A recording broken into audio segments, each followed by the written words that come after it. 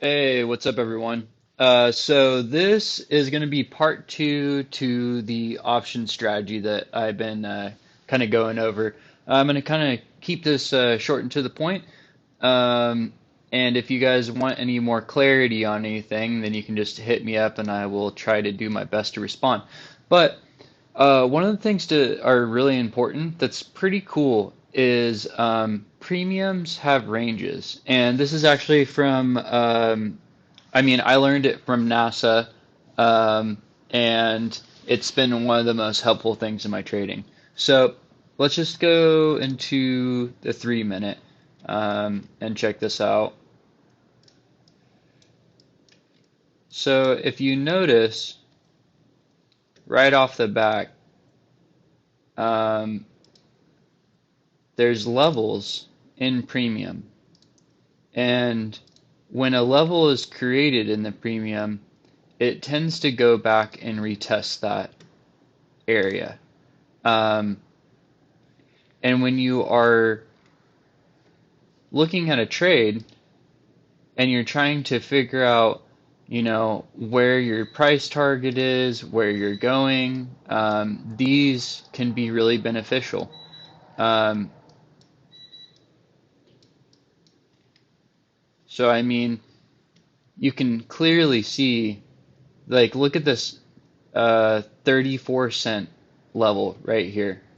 Well, when we opened up, yesterday we were sitting on top of it, and when we opened up this morning, um, we basically were right on it. Let's click down to a lower time frame.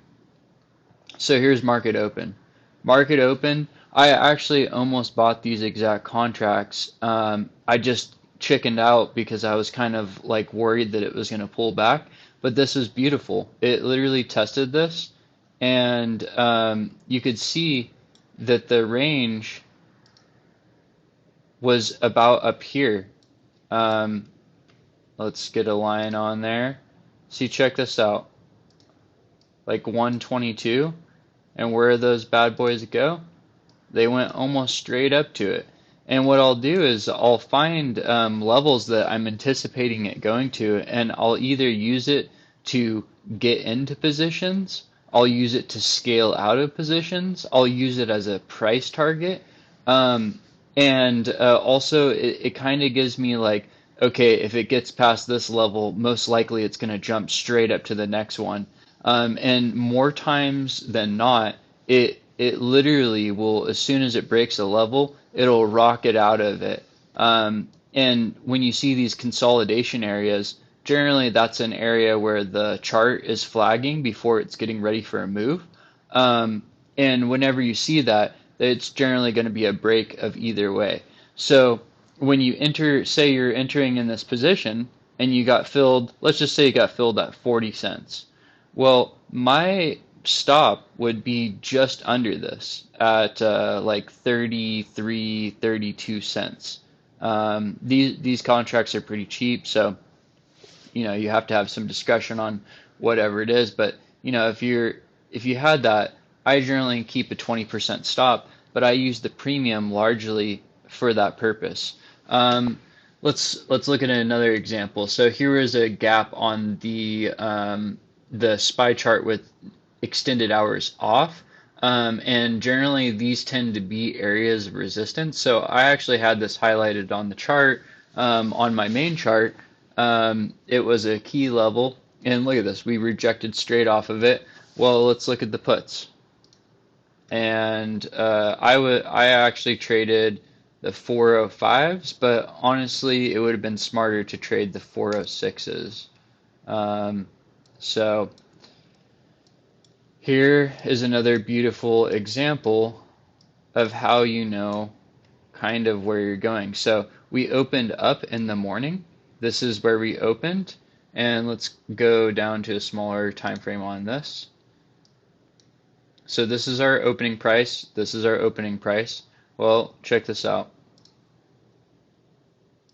As long as you're not going too far out of the money, if you're doing one or two strikes, it is very possible that the price is going to come right back into that opening price. And that's actually what I was on the 40. sixes, I was actually using a price about down here because it was further out of the money. But these things ended up, the 406s ran like 240%. These did, let's see, um,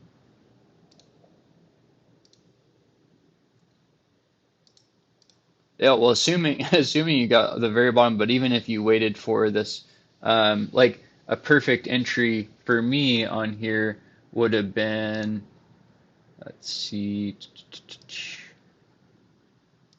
this is this is where I entered right here. So at 12:30,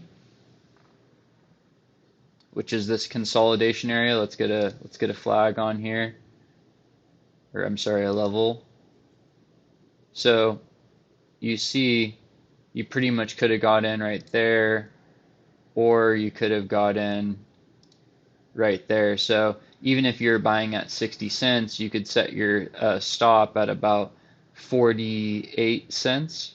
Um, and that move paid 225%. So, I mean, it's pretty incredible what you can use these premiums for. Like I said in the video before, you are using um, your stock chart, obviously to trade on, but you are an equities trader, or I'm sorry, a derivative. This is an equity, this is a derivative, and you're a derivatives trader. So you need to understand where your potential room on your derivative chart is. So having an understanding, like for me, this is what I did right here. I scaled out at this midpoint, which was like 90, 100%. I scaled out most of it right here because it could have rejected. This is a pretty strong area. It was a strong area on the chart too. I believe it was about right here, and as you can see, they are very similar to each other. But when you have an understanding of, not just like what you're looking for on the chart, because if you're to just be trying to speculate what the cost of the premium was going to be by looking at the chart, it could be very hard to understand where you're trying to exit. As whereas, if you have these this premium up and you have your levels on it, it makes it a whole lot easier to kind of see what you're aiming for. And that's like mostly what I use my trading off of. People always wonder, how do I hold longer, blah, blah, blah, blah. Well, I'm looking at this, and then I'm also looking at fair value gaps that are created along the way. And does the premium support these fair value gaps that are happening, and they do. So right here, you have 13. Well, here's a level right here. Boom, supporting it.